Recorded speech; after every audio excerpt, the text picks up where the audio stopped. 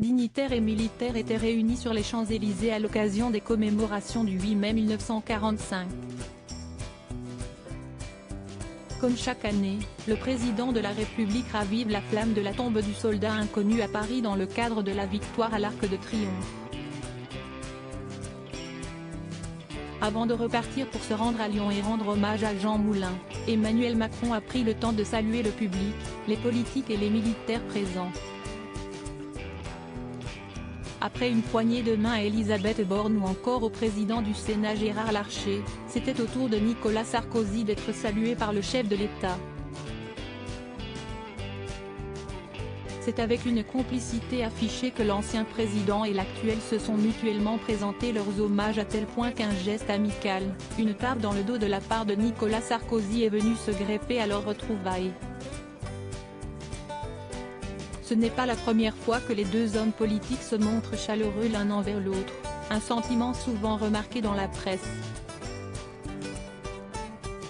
En novembre dernier, lors de la célébration de l'armistice, Emmanuel Macron et Nicolas Sarkozy avaient déjà échangé une accolade.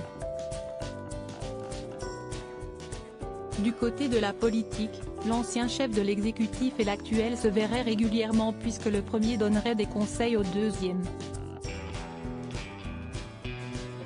Pour autant, certains désaccords subsistent. En pleine période de mobilisation lors de la réforme des retraites, Nicolas Sarkozy semblait ne pas approuver la méthode de celui qu'il considère comme son poulain. Plus vous négociez, plus vous mobilisez la gauche qui pense que vous allez céder, et plus vous démobilisez la droite qui ne comprend plus ce que vous voulez faire, avait-il déclaré dans Le Figaro. Malgré cela, l'estime reste présente. Supérieur à Emmanuel Macron marqué par l'exercice du pouvoir, son évolution physique depuis 2017 Nicolas Sarkozy Premier ministre. Depuis quelques semaines, des rumeurs quant au sursis d'Elisabeth Borne à Matignon circulent. Qui pourrait éventuellement la remplacer?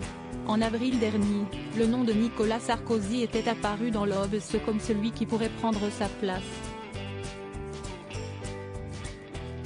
Et qui suppose qu'il souhaiterait obtenir Matignon.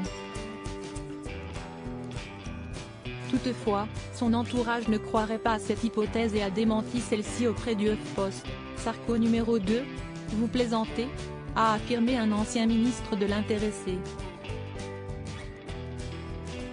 Il n'a aucune intention de revenir dans la vie politique par quelque porte que ce soit, a confirmé une autre source au journal. Le mystère reste entier mais en attendant, Nicolas Sarkozy devra faire face à la justice en novembre 2023 dans le cadre de l'affaire Big Malion.